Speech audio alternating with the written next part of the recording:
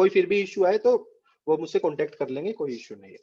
हाँ, उसके बाद सेक्शन 7 है, ये भी काफी इंपॉर्टेंट सेक्शन है जिसके हमें पता होना चाहिए कि ये प्रोटेक्शन हमें प्रोवाइड करवाता है अब्यूज, वायलेंस एंड एक्सप्लॉयटेशन के। हमारे साथ किसी भी तरह का फिजिकल अब्यूज, फिजिकल वायलेंस और किसी भी तरह का फिजिकल एंड सेक्सुअल एक्सप्लॉयटेशन, क्योंकि ज्यादातर यहाँ पर बच्चे जो हमारे रहते हैं उन डिसेबल्ड होते हैं स्कूल्स में, आजकल जो सोसाइटी में इतना मैलिस है, उस चीज को कर्व करने के लिए सेक्शन डाला गया है। इस सेक्शन के अंदर आप पुलिस स्टेशन में, मतलब किसी के साथ भी किसी भी तरह का अब्यूज, फिजिकल अब्यूज होता है तो पुलिस स्टेशन में कंप्लेंट कर सकता है, और एग्जीक्यूटिव मैजिस्ट्रेट जो हमारे हम बोलते हैं एसडीएम, जो नॉर्मल लोगों को पता होता है, उन्हें हम कंप्लेंट कर सकते हैं। और एग्जीक्यूटिव मैजिस्ट्रेट की ये ड्यूटी है कि वो उस विक्टिम को रिहेबिलिटेट करे और उसको वो फैसिलिटीज प्रोवाइड करवाए जिसकी उसको उस टाइम पे रिक्वायरमेंट है। और इसमें अगर आप पुलिस स्टेशन, पुलिस ऑफिसर को भी आप कांटेक्ट करेंगे, वो भी आपको एग्जीक्यूटिव मैजिस्ट्रेट के पास लेकर जाएगा और वहां से आपको जो भी रिक्वायरमेंट होगी उसको कंप्लीट फुलफिल करवाने की वो 100% कोशिश करेंगे। और हाँ, ये जरूरी नहीं है कि विक्टिम खुद से जाए, इसके लिए हमारी सोसाइटीज चैप्टर्स भी कंप्लेंट कर सकते हैं या फिर ग्रीवांस उठा सकते हैं, और या कोई भी नजदीक का कोई दोस्त मित्र या कोई फैमिली मेंबर भी कर सकता है। उसके बाद नेक्स्ट मैं राइट की बात करूंगा जो सेक्शन 8 हमें प्रोवाइड करवाता है। नहीं, Deepak ji please go to next. हाँ, सेक्शन 8, ये जो सेक्शन 8 है अभी हाल फिलहाल जो कोविड की वजह से हमने देखा है उसमें भी काफी डिस्कशन में रहा था, क्योंकि ये सेक्शन 8 स्पेसिफिकली एक ड्यूटी गवर्नमेंट के ऊपर प्रोवाइड करता है कि कोई भी नेचुरल डिजास्टर हो या फिर कोई भी रेबेलियन, मतलब किसी दो कंट्रीज के बीच में वॉर हो जाए या कुछ हो जाए, उन सिचुएशंस में आपको जो डिसेबल्ड पर्सन है, पर्सन विद डिसेबिलिटीज हैं, उनकी आपको ज्यादा ध्यान रखना है। क्योंकि अभी हमने देखा था एपिडेमिक डिजास्टर एक्ट था जिसके अंतर्गत जो सोशली बैकवर्ड क्लासेस थी जैसे, उनको कुछ बेनिफिट्स गवर्नमेंट दे रही थी, मतलब कि सस्ते रेट पे राशन देना या कुछ देना, तो उस बेसिस पे हमारे नोटिफिकेशन भी आई थी, शायद मैं कंफर्म नहीं हूँ कि मिनिस्ट्री ऑफ हेल्थ से आई थी या फिर एमएचआरडी डिपार्टमेंट से आई थी, कि जो पर्सन विद डिसेबिलिटी है उनको भी आपको कम पैसे में सामान दिलवाना है। उसके बाद एक सेक्शन 12 जिसकी मैं आज बात करूंगा, ये भी एक बहुत बड़ा इंपॉर्टेंट सेक्शन है हमारे पर्सन विद डिसेबिलिटीज के लिए, हीमोफिलिक्स के लिए। जो सेक्शन 12 है वो एक्सेस टू जस्टिस की बात करता है।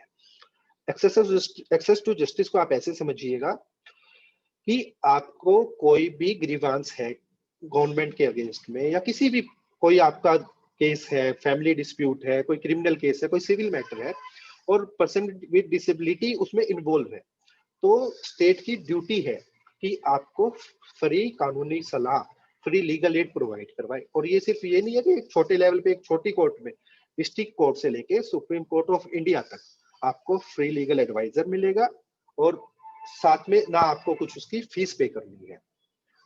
एक चीज और यहाँ पे, जैसे सुप्रीम कोर्ट में supreme court legal service committee है, आप वहां कॉन्टेक्ट कर सकते हैं डायरेक्टली। उसके अलावा हाई कोर्ट्स में कमेटीज बनी हुई है, और डिस्ट्रिक्ट लेवल पे भी लीगल एड कमेटी आपको मिलेगी जहां पे आप कॉन्टेक्ट कर सकते हैं। Next slide please.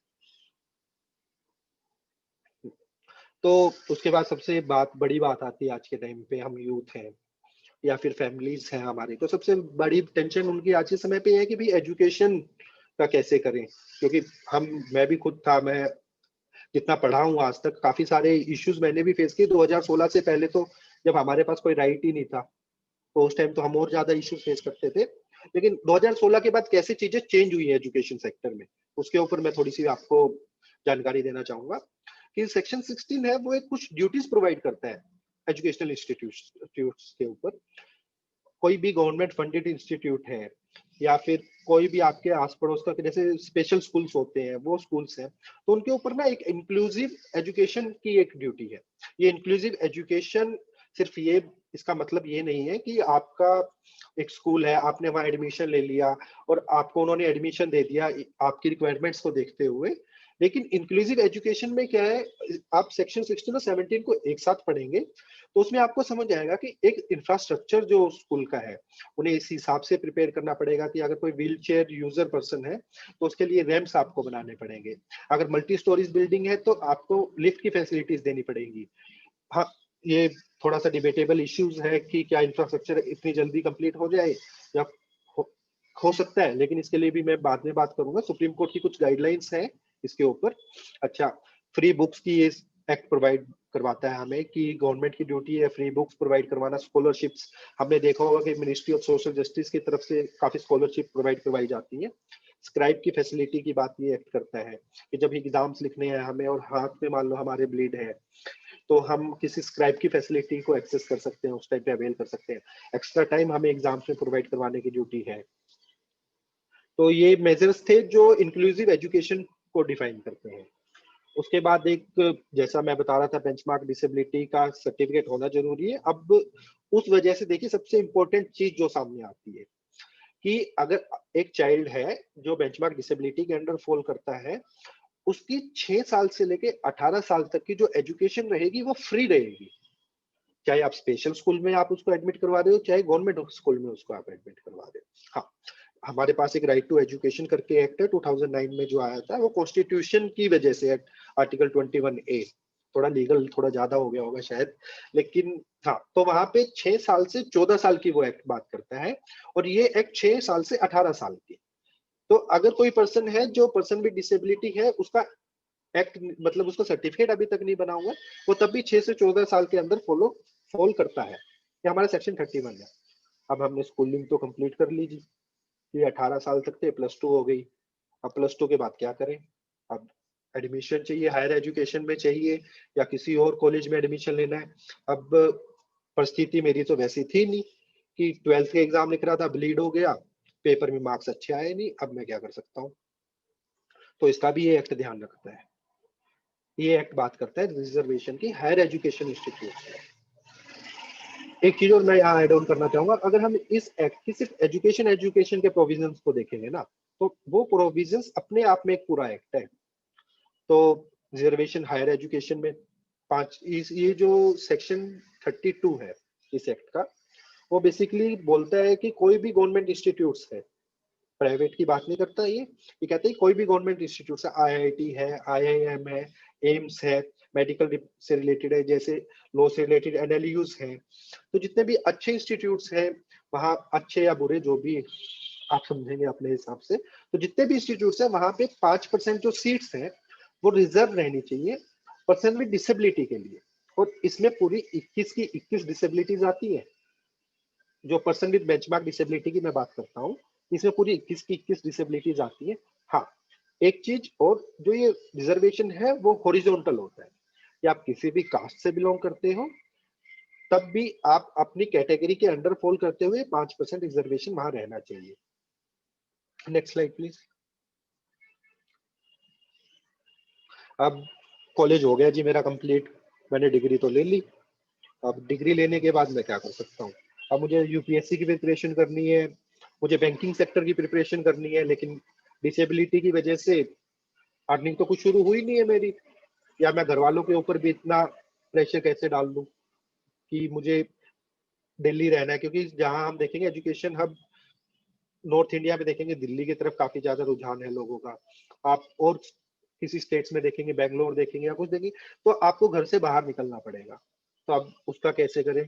तो उसके लिए भी ये एक्ट आपको कुछ ना कुछ प्रोवाइड, तो हम देखेंगे ना कि हमारे पास क्या राइट और वो कहाँ से मिलेगा। चलो डिसेबिलिटी एक्ट को ही पढ़ लेते हैं उसके लिए। तो जैसे ही हम डिसेबिलिटी एक्ट को पढ़ेंगे, तो वहां पे हम पाएंगे कि ये एडल्ट एजुकेशन की बात करता है कि जो गवर्नमेंट है उसके ऊपर ड्यूटी है कि to promote, protect and insure participation of person with disability in adult education. तो ये एक कटिंग है न्यूज़पेपर की जो advertisement ministry of social justice ने निकाली थी। इसके तहत क्या है कि जो कोचिंग इंस्टीट्यूट्स हैं उनके साथ ministry of education, ministry of social justice and empowerment tie up करेंगे, और कुछ कोचिंग सेंटर है दिल्ली में, यूपीएससी की प्रिपरेशन भी करवाते हैं एक, मुझे उनका एग्जैक्टली नाम अभी याद नहीं है। तो वहां पे पूरी फीस जो रहती है वो वेव ऑफ रहती है, फ्री ऑफ कॉस्ट रहती है। साथ में मिनिस्ट्री की तरफ से आपको कुछ स्टाइपेंड भी मिलता है, 2500 3000 रुपए। हाँ, लेकिन पहला आपके पास सर्टिफिकेट होना चाहिए 40% से ज्यादा का। इसमें एक चीज और उन्होंने ऐड की है, जो है इनकम के ऊपर, कि जो आपके पेरेंट्स हैं उनकी इनकम 6 लाख से ज्यादा नहीं होनी चाहिए। Next slide please. हाँ, तो कोर्स कर लिया जी मैंने, प्रिपरेशन कर ली। अब प्रिपरेशन के बाद जॉब भी तो चाहिए ना। तो क्या ये एक्ट है वो रिजर्वेशन प्रोवाइड करवाता है, जो सबसे डिबेटेबल इश्यू है ये आज के टाइम का। और दूसरी बात क्या है कि ये जो कंफ्यूजन बेंचमार्क और उसके बीच में आता है ना, कि हिमोफीलिया को बेंचमार्क में नहीं डाला गया, काफी लोग मुझे फोन करते हैं तो वो यही क्वेश्चन पुट अप करते हैं, जी रिजर्वेशन तो मिल नहीं रहा जॉब में, तो आप कैसे कह देते हो कि बेंचमार्क डिसेबिलिटी में डाल रखा है।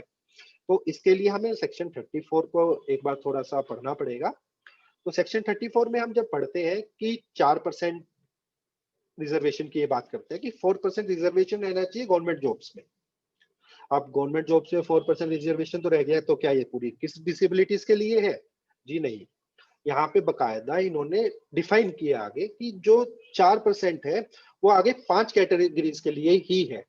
जो इसमें इन्होंने 5 कैटेगरीज आगे डिवाइड की है कि 1% तो ब्लाइंडनेस एंड लो विजन के लिए रहेगा, 1% deaf and hard of hearing के लिए रहेगा, 1% लोकोमोटर डिसेबिलिटी के लिए रहेगा। फोर्थ है जो फोर्थ लास्ट वाला 1% है वो इंटेलेक्चुअल डिसेबिलिटी और ऑटिज्म वाला और मल्टीपल डिसेबिलिटीज जो A to D जो ऊपर के 4 हैं इन लोगों के लिए सिर्फ रहेगा। तो जो हम देखें इस एक्ट में हिमोफिलिक या फिर जो बाकी ब्लड डिसऑर्डर है या पार्किंसन वाले जो इश्यूज हैं उनके लिए सिर्फ रिजर्वेशन ये एक्ट 34(1) में नहीं प्रोवाइड करवाता, बाकी इन बीमारियों के लिए डिसीज डिसेबिलिटीज के लिए प्रोवाइड करवाता है। लेकिन मैं एक छोटी सी चीज आज आप सभी को समझाना चाहूंगा, शायद हमारे यहाँ काफी लोग होंगे जो अपने आप को लीगल एक्सपर्ट समझते हैं या हैं काफी लोग, तो शायद उनके लिए भी ये थोड़ा सा इंसाइटफुल हो। हम जब नेक्स्ट स्लाइड पे आएंगे, Deepak ji please next slide पे आइए एक बार। अगर मैं थोड़ा फास्ट चल रहा हूँ या फिर आपको कोई चीज समझ नहीं आ रही हो तो आप चैट में आप लिख दीजिएगा, मैं उसी हिसाब से अपनी स्पीड को चेंज या फिर वो कर सकता हूँ, कोई इश्यू नहीं है मुझे उसमें। तो जैसे हम देखेंगे ना, हाँ, तो सेक्शन 34(2) जो मुझे लगता है कि कहीं ना कहीं हमारे लिए सेवियर आज के टाइम में तो नहीं, या बन सकता है अगर हमारी जो कोर्ट है या गवर्नमेंट है इस चीज को थोड़ा सा इंटरप्रेट कर ले, तो वो मैं थोड़ा सा डिस्कस करना चाहूंगा आपके सामने।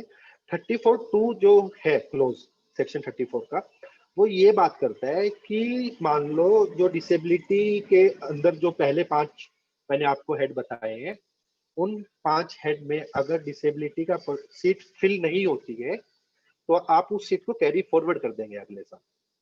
तो पहले साल 5 सीट्स में देखा कि 10 सीट्स थी डिसेबल्ड पर्सन की, उसमें से वो 4 फिल हो गई, 6 बच गई, तो 6 को आपने कैरी फॉरवर्ड कर दिया अगले साल। तो अगले साल कैरी फॉरवर्ड किया, पिछली नई सीट्स भी आई हैं, कुछ 6 सीट्स पिछली हैं, तो दोबारा से 10-12 सीट्स हो गई। उसमें फिर देखा, उसमें देखा कि जो इस साल वाली है वो तो फिल हो गई, जो पीछे वाली कैरी फॉरवर्ड थी ना वो सीट्स फिल नहीं हो पाई, क्योंकि 1-1% रिजर्वेशन था। एक मान लो लोकोमोटर के उसमें अब की बार 5% लोग हैं, तो वो इंटरचेंज हो सकती है इस प्रोविजन के अंदर। लेकिन एक चीज और ये प्रोविजन बात करता है कि मान लो 34(2) में ऑलरेडी आपने इंटरचेंज भी कर लिया और उसके बाद भी 4 या 5 सीट बच गई। अब एक बार तो ये कैरी फॉरवर्ड होके यहाँ आ चुकी है सीट्स, अब दोबारा तो कैरी फॉरवर्ड होगी नहीं, ये एक्ट प्रोहिबिट करता है इस चीज को। लेकिन हाँ, लेकिन उन 4 सीट्स पे आप किसी भी अदर पर्सन को अपॉइंट कर सकते हो, अदर पर्सन को अपॉइंट कर सकते हो, लेकिन तब जब कोई भी पर्सन विद डिसेबिलिटी का पर्सन अवेलेबल नहीं है। तो आप यहाँ पे एक लिंकेज देख पा रहे हैं मैं क्या समझाना चाह रहा हूँ, कि आपने 34(1) को पूरा फुलफिल किया तब भी सीट फिल नहीं हुई, 34(2) के आप फर्स्ट पैरा में आए और देखा कि इंटरचेंज करके देख लो, इंटरचेंज इन 5 डिसेबिलिटीज के बीच में किया तब फिल नहीं हुई। अब उसके बाद हम जा रहे हैं कि एक पर्सन है जो डिसेबल्ड नहीं है उसको फिल करवा सकते हैं, लेकिन ये 4th स्टेप है मेरे हिसाब से। यहाँ पे एक तीसरा स्टेप हो रहा है जो बोलते हैं कि only when there is no person with disability, आप स्लाइड में देख पाएंगे मैंने हाईलाइट किया इस चीज को।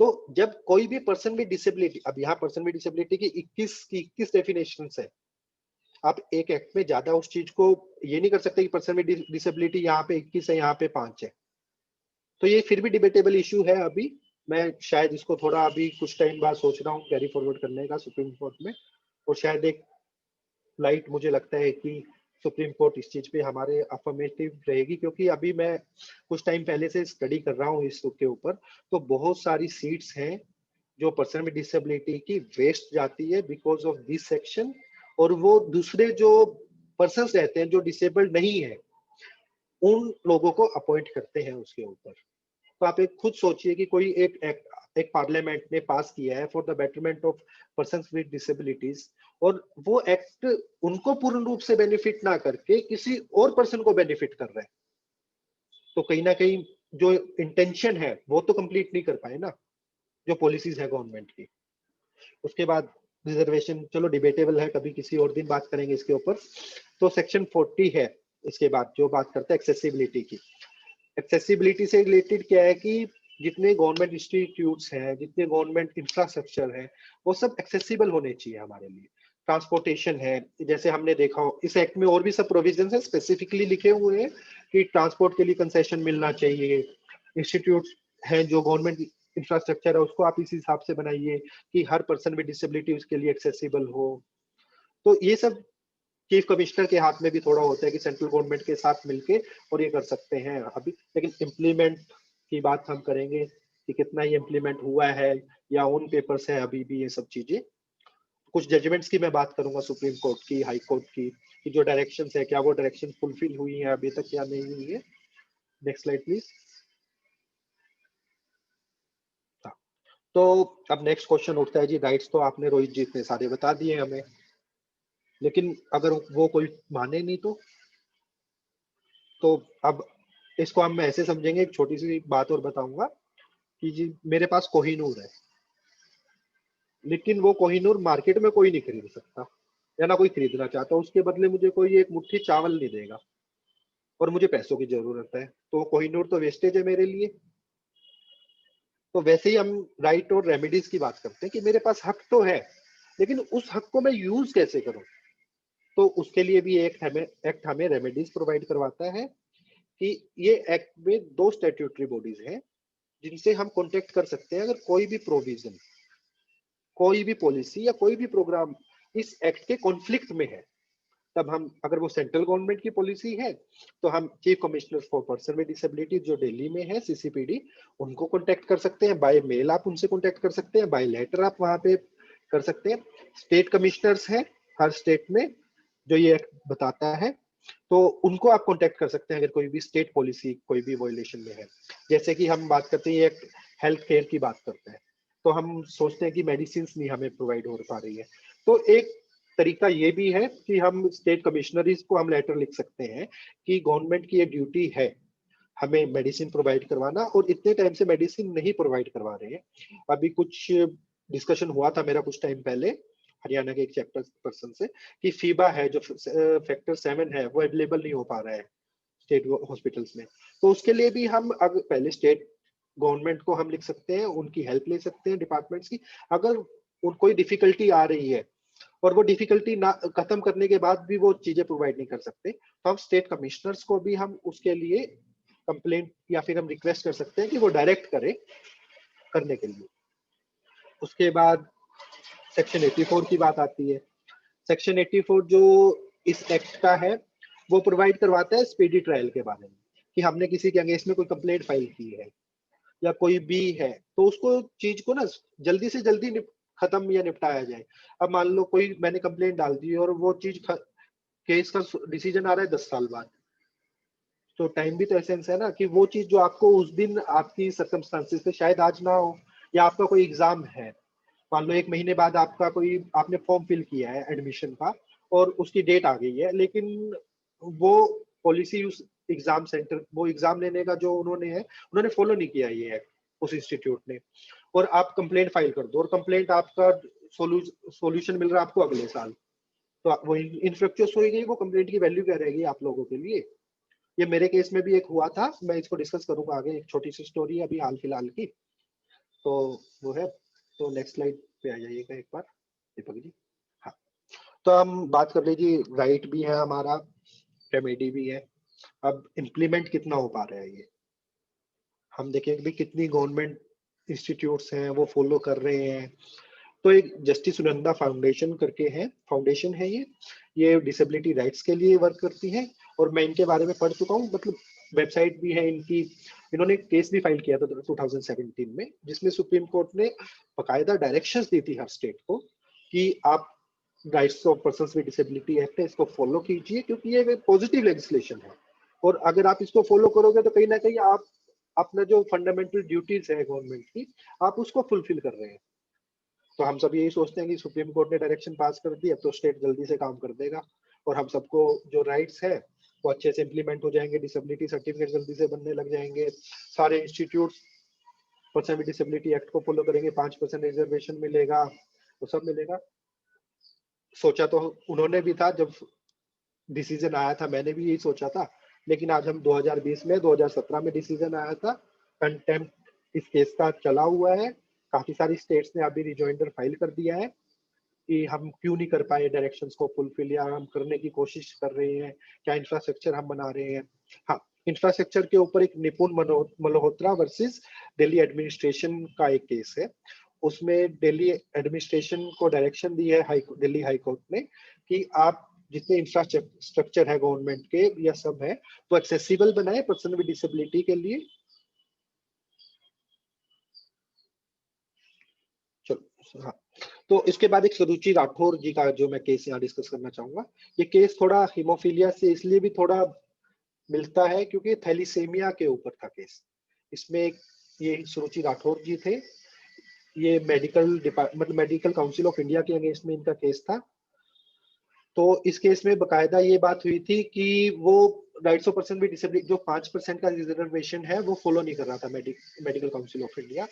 तो उसके अगेंस्ट में ये रिट फाइल हुई थी या पीआईएल फाइल हुई, रिट फाइल हुई थी, जिसपे सुप्रीम कोर्ट ने डायरेक्शन दी थी कि जो ये लेजिस्लेशन है वो बहुत ग्रेट वेलफेयर के लिए बनाया गया है और जो इंस्टीट्यूट्स है उनको इसे फॉलो करना चाहिए विद द ट्रू स्पिरिट जो इस एक्ट की है।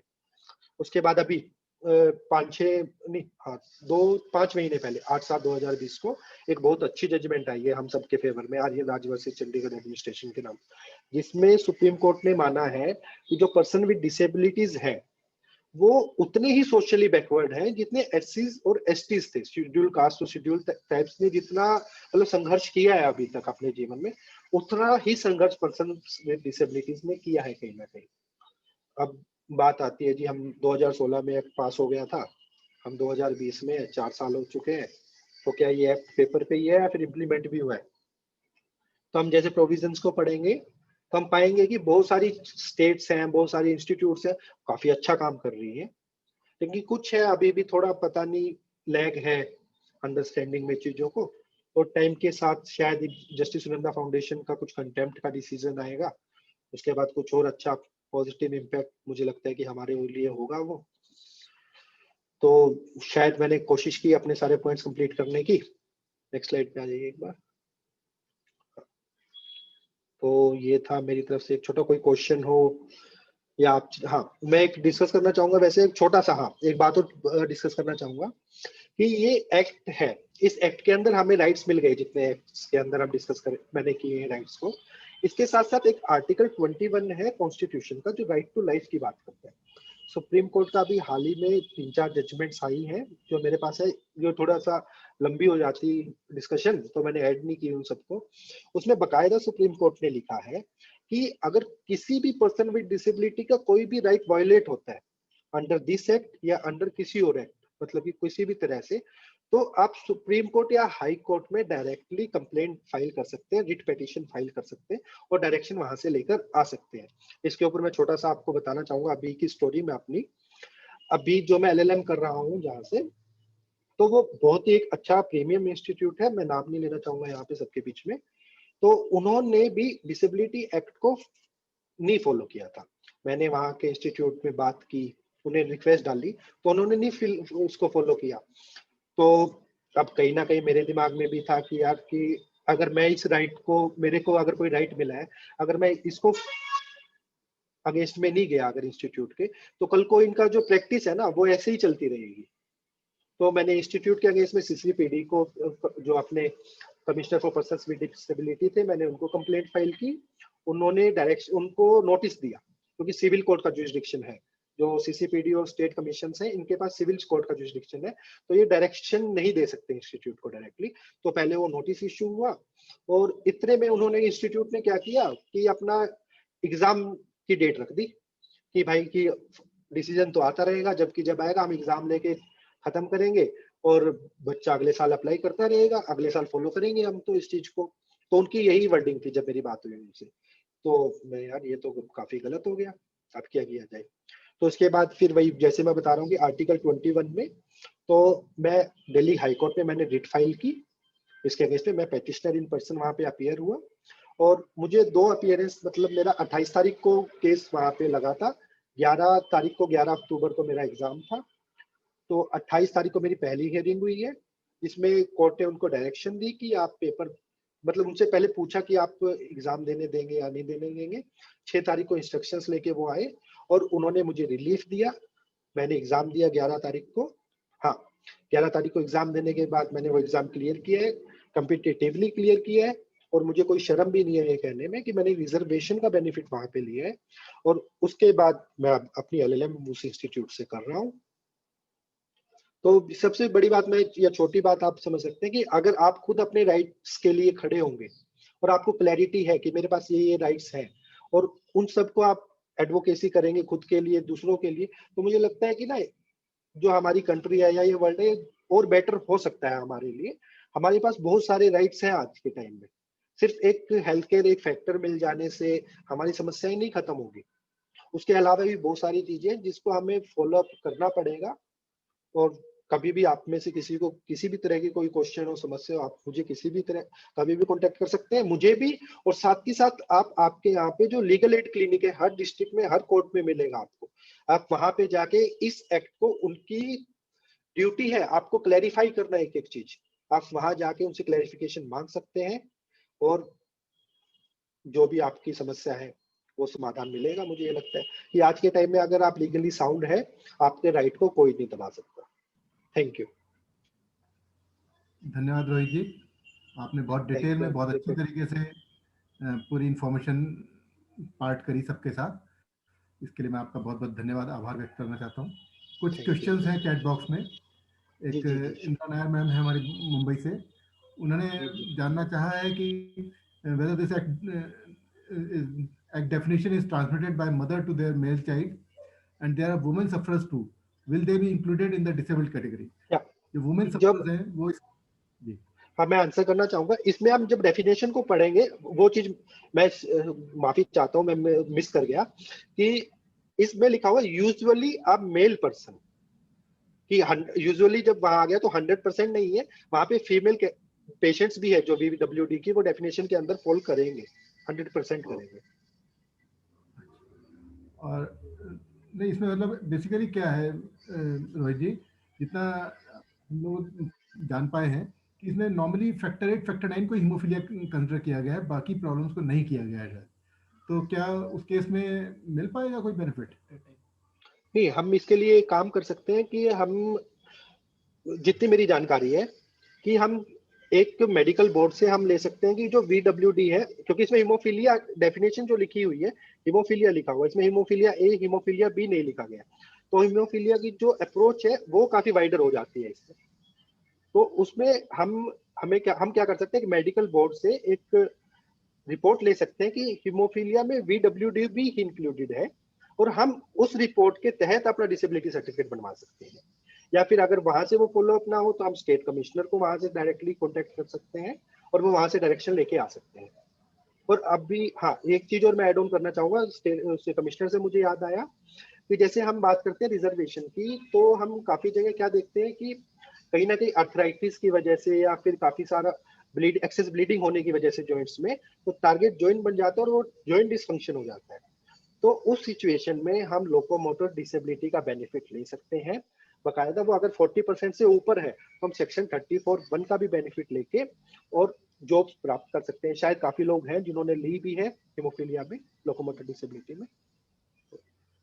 एक विकास जी पलवल से पूछना चाह रहे हैं हाँ कि द जी जी। फ्री एजुकेशन गवर्नमेंट स्कूल्स और private schools is available, private में नहीं, भी जो क्या? प्राइवेट में ये एक्ट स्पेसिफिकली आपको ये नहीं बोलता कि प्राइवेट स्कूल्स में फ्री एजुकेशन की बात, लेकिन गवर्नमेंट इंस्टीट्यूट्स में है, प्राइवेट में आप रिक्वेस्ट कर सकते हैं कंसेशंस वगैरह के लिए सेक्ट के बेसिस पे, लेकिन ये कुछ या गवर्नमेंट अपनी तरफ से अगर चाहे तो कर सकती है, लेकिन हम गवर्नमेंट को कंपेल नहीं कर सकते इस चीज के लिए। सेकंड वो जॉब के रिगार्डिंग पूछा है, वो मेरे ख्याल से आपने काफी कवर कर लिया है जॉब्स को लेके। हाँ, जॉब्स के लिए एक चीज और है, सेक्शन 35 भी है इस एक्ट का, उसमें क्या है, प्राइवेट जो एस्टेब्लिशमेंट्स हैं उसमें भी अगर गवर्नमेंट चाहे तो 5% तक रिजर्वेशन वहां पे भी एप्लीकेबल हो सकता है, और लेकिन वो पूरी 21 डिसेबिलिटीज के लिए है। वो कुछ इंसेंटिव्स देने की बात है वहां पे, कि जो गवर्नमेंट ईएसआई में कुछ इंसेंटिव्स दे देती है, या फिर किसी और तरीके से सीएसआर के अंदर शायद मुझे लगता है कि गवर्नमेंट आने वाले टाइम में इसको डाल सकती है। तो जो इंस्टीट्यूट्स हैं वो भी अपने यहाँ पर्सन विद डिसेबिलिटीज को जॉब्स देंगे, तो वो पूरे 21 की 21 डिसेबिलिटीज को कवर करेगा, लेकिन ये अभी मैंडेटरी नहीं है, शायद आने वाले टाइम में हम एक्सपेक्ट कर सकते हैं ऐसा कुछ। अंकित पूनिया जी पूछना चाह रहे हैं कि हीमोफीलिया को कौन से कैटेगरी में मेंशन करना चाहिए फॉर्म के अंदर जब जॉब अप्लाई करते हुए सर? ठीक, जॉब अप्लाई करते हो आप हीमोफीलिया का किसी के अंडर नहीं डाल सकते अनटिल एंड अनलेस, मैं जी बताता हूँ, फॉर्म 24 होता है शायद, तो उसके अंदर आपको बकायदा 4 ही कॉलम मिलेंगे। जो मल्टीपल डिसेबिलिटी का कॉलम है वो भी थोड़ा डिबेटेबल है अभी। कल ही मेरे कलीग से बात हो रही थी इस बारे में कि आप एक एक्ट में दो मल्टीपल डिसेबिलिटी कैसे डाल सकते हैं। सेक्शन 34 में मल्टीपल डिसेबिलिटी की डेफिनेशन आप अलग दे रहे हैं, और शेड्यूल में मल्टीपल डिसेबिलिटी में आप 21 की 21 डिसीज को ऐड कर रहे हैं, तो ये भी काफी डिबेटेबल है अभी। देखते हैं, क्लैरिफिकेशन शायद आप सभी की दुआ रही तो जल्दी हम कुछ लेके आएंगे इसके ऊपर पॉजिटिव। इनामुल हक जी पूछना चाह रहे हैं कि वो सीवियर केस है हीमोफीलिया के और यूपीएससी की तैयारी कर रहे हैं, तो उसमें कोई हेल्पफुल टिप्स मैं कुछ समझ नहीं पाया। हेल्पफुल टिप्स तो आप ये है कि अगर आप कोचिंग लेना चाहते हैं उसके लिए आप मुझसे डायरेक्टली कांटेक्ट कर लेंगे। एक इंस्टीट्यूट है दिल्ली में, यूपीएससी की प्रिपरेशन फ्री ऑफ कॉस्ट करवाते हैं वो पर्सन्स विद बेंचमार्क डिसेबिलिटीज को, तो आप वहां से आपको मटेरियल भी मिल जाएगा और वो ज्यादा अच्छे से गाइड कर पाएंगे एज अ टीचर। तो ये है, लेकिन हाँ, रिजर्वेशन जॉब्स के मामले में आपको शायद अगर आपके जो जॉइंट्स है वो डिसफंक्शन हो गए हैं, या कोई ब्लीडिंग एपिसोड किसी में ज्यादा है और 40% लोकोमोटर डिसेबिलिटी का आपका सर्टिफिकेट है, तब आप लोकोमोटर के अंदर उसमें बेनिफिट्स ले सकते हैं। नासिक से सौरभ नलमवार जी पूछना चाह रहे हैं कि if a company deny for haemophilic patients due to disability job में कैसे है, तो उसमें केस में क्या कर सकते हैं? आप सीधा कमिश्नर को कांटेक्ट कीजिए, कंप्लेंट फाइल कीजिए। किसी भी तरह का डिस्क्रिमिनेशन कोई भी कंपनी नहीं कर सकती। जो मैं रीजनेबल एकोमोडेशन की बात कर रहा था वो बेसिकली यही है कि मान लो मैं किसी इंस्टीट्यूट में वर्किंग हूँ या किसी प्राइवेट एस्टेब्लिशमेंट में वर्किंग हूँ, और वहां पे आज मुझे ब्लीड है और मैं वो काम नहीं कर सकता जो मेरा डेली यूज का वर्क काम है, तो उस कंपनी को ये नहीं है कि वो मुझे निकाल देगी कि आप हमारा काम फुलफिल नहीं कर सकते, बल्कि उन्हें मुझे रीजनेबली एकोमोडेट करना पड़ेगा किसी और, मतलब कि जैसे कि डेस्क वर्क है, वहां मुझे वहां बैठा सकते हैं, या मतलब मान लो कोई सिक्योरिटी गार्ड की ही जॉब पे है तो उसको वहां पे बैठ के चेयर प्रोवाइड करवानी पड़ेगी उन्हें, कि ड्यूटी बेशक आपकी गेट पे है लेकिन आप चेयर पे बैठ के वहां पर ध्यान रख सकते हैं। तो ये रीजनेबल एकोमोडेशन अभी इंडियन हमारे जो पर्सपेक्टिव में काफी डिटेल में नहीं है, लेकिन यूएस में इसके ऊपर काफी सारे अच्छे अच्छे केसेस हैं जो हमारी सुप्रीम कोर्ट भी काफी मतलब डिस्कशन करती है उन सब चीजों पर।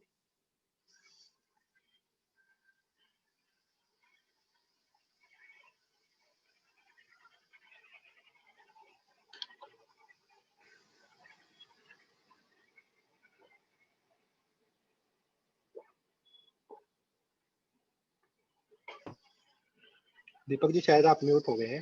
हाँ, मैं नेक्स्ट क्वेश्चन था सखाराम गवाड़ी जी के द्वारा कि हाँ जी सर। सिमिलर सा क्वेश्चन मुझे लग रहा है कि क्या ना haemophilia patient with less than 40% disability be declared unfit for government job despite being fit for that job?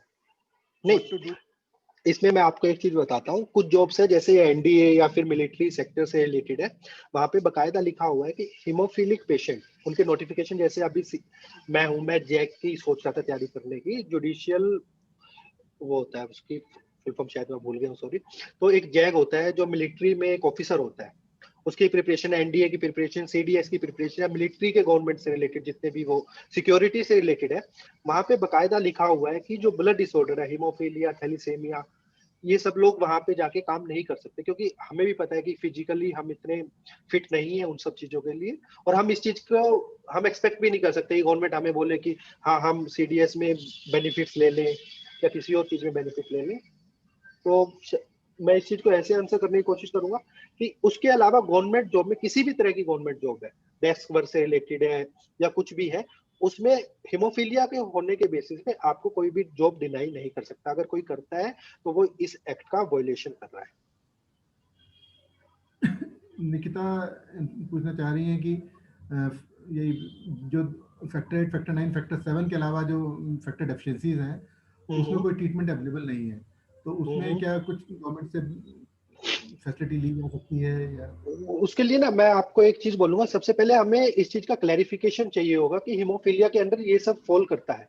जब हमारा क्लैरिफिकेशन आ जाएगा, अगर हम इस एक्ट के अंदर जाएंगे, या हम एक चीज और सोच सकते हैं, मैं दूसरा आपको ये बताऊंगा, जो बीडब्ल्यूडी वगैरह है उसके लिए हम सीधा हाई कोर्ट को भी मतलब कि अप्रोच कर सकते हैं, क्योंकि this covers under right to life, कि जो स्टेट है उसकी रिस्पॉन्सिबिलिटी बनती है हमें मेडिसिन प्रोवाइड करवाना। अगर हम एक्ट के अंदर देखेंगे तो एक्ट के अंदर एक छोटी सी इन्होंने मिस्टेक तो नहीं मैं बोलूंगा, एक जानबूझ के एक इंटेंशन है इनकी, कि उसमें बकायदा लिखा हुआ है कि by the cap of income, कि अगर आपके पेरेंट्स की इनकम को ध्यान में रखते हुए स्टेट आपको मेडिसिन प्रोवाइड करवाएगी। लेकिन ये बात है कि ये एक्ट कॉन्स्टिट्यूशन से ऊपर तो हो नहीं सकता। तो हम ये कर सकते हैं कि वो लोग हाई कोर्ट अप्रोच कर सकते हैं। अगर हाई कोर्ट आप अप्रोच नहीं करना चाहते तो एक दूसरा प्रोसीजर ये है कि हीमोफीलिया में वीडब्ल्यूडी की क्लैरिफिकेशन के लिए हम, या फिर हम सीधा मिनिस्ट्री में आरटीआई फाइल कर सकते हैं कि हीमोफीलिया के अंदर ये भी आता है, और इन चीजों को भी कवर किया जाए, क्लैरिफिकेशन डाली जाए। क्योंकि शेड्यूल में बाकायदा नीचे लिखा हुआ है एक जगह कि गवर्नमेंट अगर चाहे तो वो बाय नोटिफिकेशन इसमें और डिसेबिलिटीज भी ऐड कर सकती है किसी भी टाइम, उन्हें एक्ट को अमेंड करने की जरूरत नहीं है पार्लियामेंट के थ्रू। तो काफी सारे प्रोविजन। हाँ sir, sure sir. Last question पूछ लेना चाहूँगा, टाइम हमारा आउट होने को है, कि एक जीशान पूछना चाह रहे हैं, वो बिहार से हैं और नोएडा में शायद रह रहे हैं या जॉब कर रहे हैं, तो वहाँ पे सर्टिफिकेट उन्हें वहीं बनाना पड़ेगा या बिहार जाके बनाना पड़ेगा डिसेबिलिटी सर्टिफिकेट?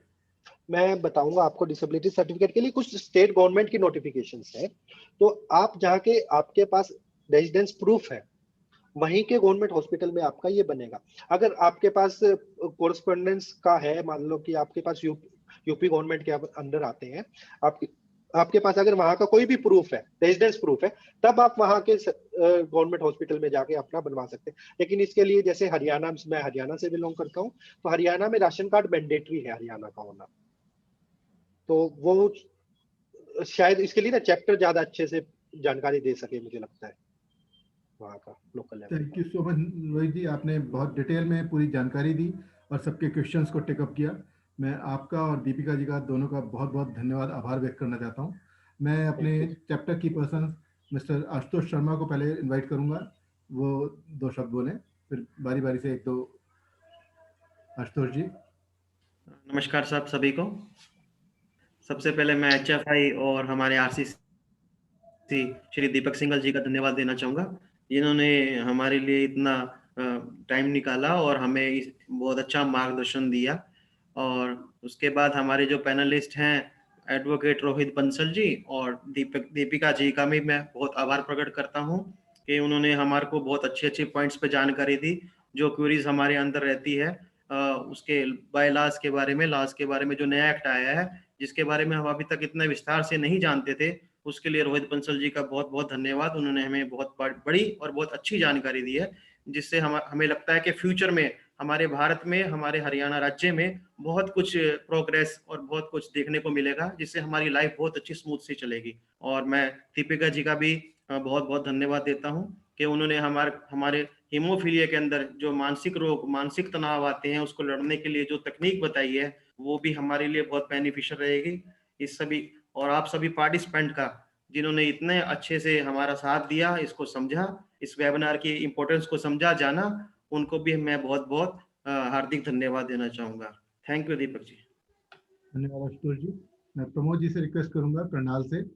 प्रमोद जी कुछ 2 शब्द बोलें। करनाल से प्रमोद जी शायद है नहीं। विकास जी पलवल से, विकास शर्मा जी।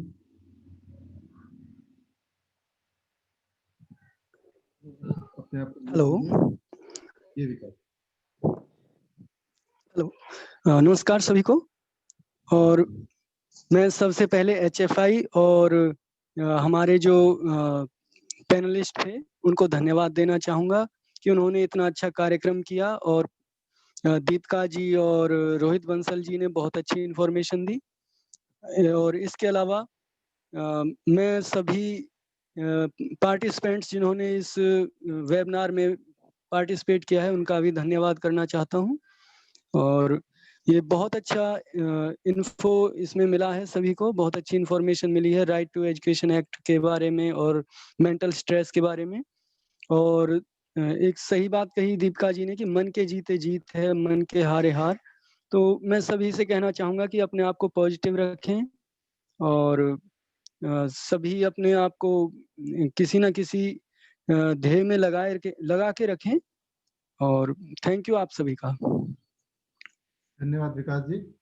प्रमोद जी से मैं शायद अनम्यूट नहीं कर पा रहे थे, प्रमोद जी से मैं फिर रिक्वेस्ट करूंगा और अनम्यूट कर पाए अपने आप को तो 2 शब्द बोले। प्रमोद जी करनाल से।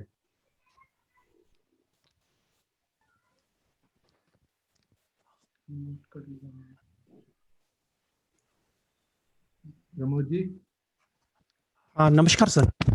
सबसे पहले मैं HFI और फाइजर का धन्यवाद करना चाहूँगा जिन्होंने हमें ये इतना अच्छा प्लेटफॉर्म प्रोवाइड किया ताकि हम सभी जो हमारे जीवन में मेंटल स्ट्रेस और जो डिसेबिलिटी एक्ट के बारे में जो थोड़ी बहुत ही जो परेशानियां सबको आ रही हैं तो उसके बारे में हम ये सेशन रख पाए। और मैं आशा करता हूँ कि ये जो सभी परेशानियां हैं वो इस सेशन से हमारी कुछ हद तक दूर हो पाएंगी।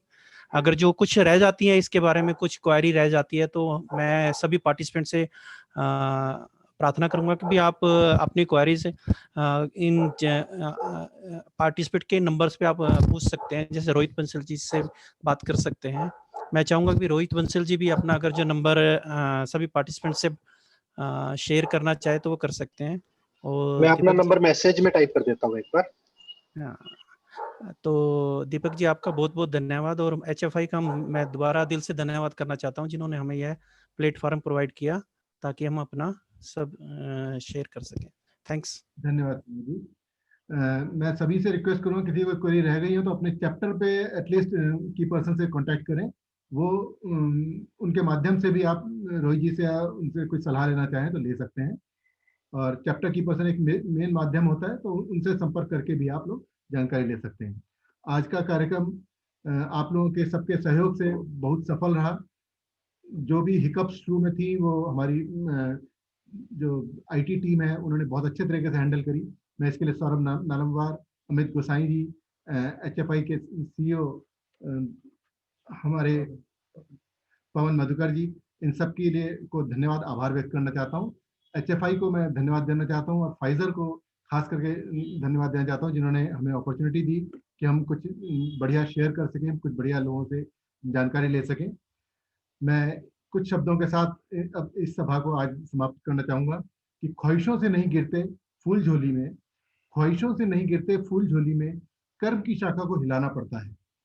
ख्वाहिशों से नहीं गिरते फूल झोली में, कर्म की शाखा को हिलाना पड़ता है। कुछ नहीं होता कोसने से अंधेरे को, कुछ नहीं होता कोसने से अंधेरे को, अपने हिस्से का दिया खुद जलाना पड़ता है। कुछ नहीं होता कोसने से अंधेरे को, अपने दिए का हिस्से का दिया खुद जलाना पड़ता है। आप लोग अपने लिए खुद खड़े होंगे, आपका के चैप्टर की पर्सन ऑलरेडी खड़े हैं, तो आप लोग अपने जीवन को एक बेहतर जीवन जी पाएंगे और अपनी समस्याओं से बेहतर जूझ पाएंगे और एक स्वस्थ जीवन आगे जीने में हेल्पफुल रहेगा आपके लिए। एक 4 पंक्तियां और मैं बोलना चाहूंगा कि हौसले के तरकश में कोशिश का वो तीर जिंदा रखो, हौसले के तरकश में कोशिश का वो तीर जिंदा रखो। हार जाओ चाहे जिंदगी में सब कुछ, हार जाओ चाहे जिंदगी में सब कुछ, मगर फिर से जीतने की उम्मीद जिंदा रखो। एक पॉजिटिविटी के साथ अपने आप को अपना जीवन जिए और स्वस्थ और संपन्न रहें, मेरी इन्हीं शुभकामनाओं के साथ सभी को नमस्कार, सभी को धन्यवाद। फिर भी हमारे से कहीं कोई कमी रह गई हो तो उसके लिए मैं क्षमा प्रार्थी हूँ। धन्यवाद सभी को। नमस्कार। नमस्कार सर, नमस्कार।